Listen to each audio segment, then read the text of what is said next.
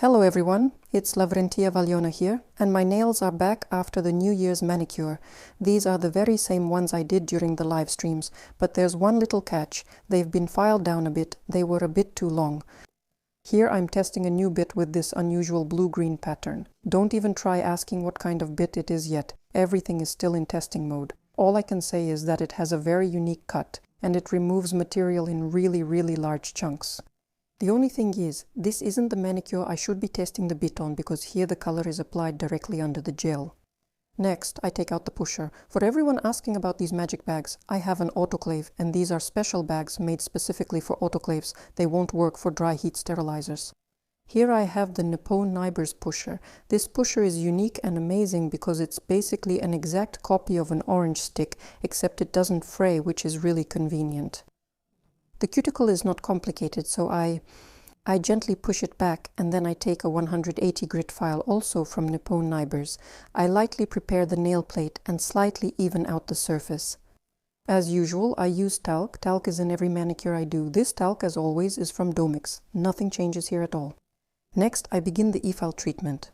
In this case, I decided to use a rather unusual bit, which I'm currently testing and just starting to use. I don't know what it's called, but that's not important. It's blue and has a cool shape. It's pointy, but also kind of chubby. Basically, it opens up the cuticle just like the drop-shaped bit that I really love, but at the same time it has a sharp tip. But honestly, you do need to be careful and pay attention here so you don't file off too much, but overall it's convenient. I liked it. Next, I use the scissors. These scissors, I don't even know how many thousands, millions of times I've shown them already, but anyway, they're still the same Nippon Nibers S04J scissors. I left it here for you. Lots and lots of cuts, no edits, no speeding up, just exactly as they are. These are scissors with hooks, meaning they have a curved tip, and the cool thing about working with these scissors is that it's very easy to get into the cut with them, and just as easy to get out of it. It's all thanks to this very tip. The only thing I can say about the sharpening is that there's one thing to keep in mind. Look for someone who knows how to sharpen these, because as it turns out, not everyone who sharpens tools can handle them. Share your thoughts on this topic in the comments as well. How is sharpening handled in your city? Just for general knowledge and information, you can, even if you offer sharpening, mention your city too, and most importantly, leave the city and your account, because it might actually be useful for someone. By the way, as usual, all the links will be in my Telegram channel. After trimming, I do the polishing. Here everything is standard for me too, using a 50 ball bit, and I'm working with Dr. Alex's device. This is a device that has a lightweight handle, works completely silently, and by the way, I do the polishing at just 5000 RPM. Next, about the gels. I received a package from RSK, and basically there were two gels. They are both black, but one of them is a black stained glass gel, kind of sheer and not too opaque, and that's what really attracted me to it. And the second one is like this, with a reflective effect, and that's just wonderful. Without the flash, it's just some sparkles, but with the flash, I'll show you more in a moment. And this shade is just a black stained glass shade. Actually, I've already tried this one, but it's currently in use. Of course, we're going to use the gel with the sparkles. I'll turn on the flash now and you'll see why. It's because it sparkles. As Anton said, it's like black caviar. Well, husbands like to interpret things their own way, but honestly, its shine is just amazing. The only thing is, of course, you won't be walking around with a flash like this. But by the way, you know, there's a funny fact. Many of us have had clients come in and specifically ask for this kind of gel, and then you have to explain to them that it only sparkles like this with the flash on. Alright, all the details. Now I'm going to show you how I work with jewel forms. Here I have forms from Minky, and first I work around the growth points and the stress area. I flash cure it with the lamp for just a few seconds, and then I build out the free edge. Now we will be working on the remnants on the gel base on our nails, and we will be doing more of a fill than a full extension. So I flash cure this very thin free edge, and then I apply the main amount of material. And the trick is that we don't bring the gel all the way up to the cuticle. So right at the cuticle area, it should be super, super thin. Actually, the gel itself is applied in a pretty thin layer overall. I'm turning and twisting this form on purpose so you can see exactly how much material there is. I hope these are thorough enough angles.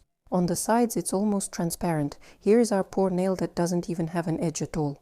And I'm showing how to place the form. I apply it, press it to the cuticle area, move it closer to the cuticle, and then I ask the client for a little help. There are masters who can do it with one hand, but I'm not one of them. Now pay attention, there's no gluing here on purpose. I immediately turn it over and show what's inside. We need to refine it and ensure the side walls are coated. Everything must be covered. We'll add more if needed. So liter geodor, egeiskaya, natural nail, all seem fine. Next, I'll show you how I remove all the forms, and there'll be some flooding here. I actually made them on purpose. Not really on purpose, of course, I just used too much gel, but I left this part to show you how I remove it. Just use a pusher gently, but this works only if you press the jewel form down in the cuticle area. If you didn't do that, of course, there will be a huge step there and this won't work. Next, I wanted to show you something else. Look, I have this little pencil here. It's the Scotch base from Iris Key. Actually, this little pencil has really been through a lot. Such harsh tests, you can't even imagine. I specifically left it upside down in a cup with brushes, and it stayed there for a month. I thought it would leak, but it didn't, which is just awesome. This base is really good and I can confidently recommend it. It's rubber-based, elastic, basically exactly what you need for a base layer. And of course, this amazing stick format won't leave anyone indifferent. We cured it for 60 seconds and then we apply the top form again. Here I left it under the flash lamp for you. It's not the most convenient way to work, but it looks really beautiful. Especially this moment when she brings the lamp close and everything sparkles, the gel shade is just amazing. I flip it over again and show you how all of our undersides look. Someone said I should have removed the whole length and rebuilt it from scratch, but that's not easier for me. On nails like these, we leave a super thin base, then apply the gel, remove the upper form, and then all that's left is filing. I'll show you how I'll remove the entire length after I clear this mess. And also, yes, just a little bit more. A step-by-step filing right after the upper forms. Just as it is, nothing hidden, nothing embellished. This is how the undersides turned out. Don't get overwhelmed by the ombre. There are natural nails, stilettos, and more. Basically, it's one semi-finished product. On one hand, I filed down the length. I take this length from one thumb and transfer it to the other. I do this with a regular compass, just the usual kind, you know, the kind you take from a student or a child, or just buy one yourself. That's it, I've marked it, and then we move on. With the help of an e-file bit, I adjust the length, and yes, here I have another bit that I'm testing again. And here's an interesting point. There are bits that produce large shavings, and there are bits that produce fine ones. The shavings are almost like dust. And notice that this kind of dust gets very magnetized.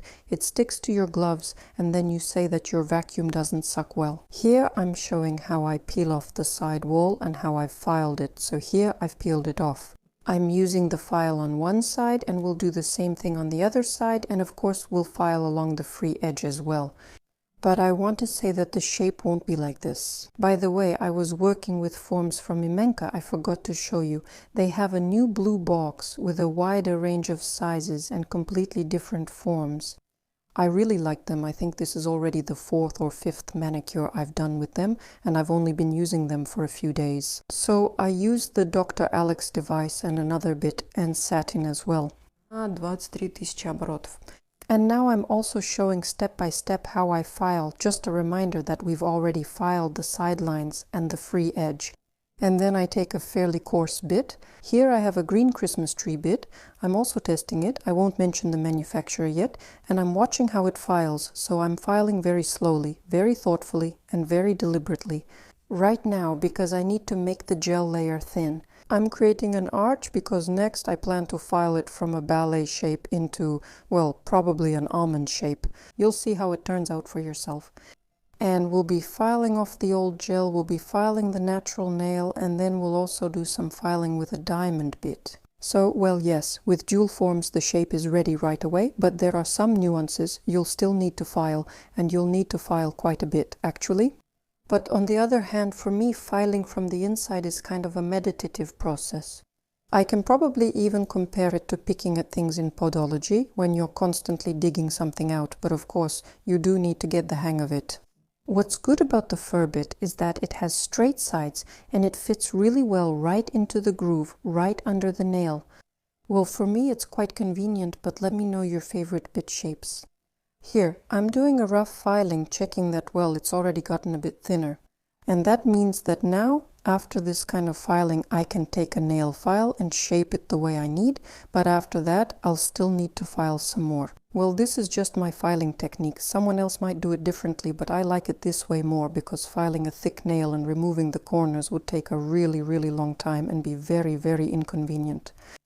And in the end, all these undersides, I will definitely show you how they will look, and I want to say that they will look quite decent. So let's finally finish up with this filing. There were a whole 10 nails, and there was really a lot to file. Here is our intermediate result. And I'm showing the shape that I just filed now. I'll show you how I'm going to file it. So on one hand, I finished it completely. The undersides are still roughly filed, not finished yet. It's still a rough filing. And now let's look at the demonstration ring finger on the other hand. Remember, we have a rough shape here. And I take the same bit that I used to work on the cuticle. The most important thing is that this bit has a sharp tip and that you've already removed the sticky layer from the gel.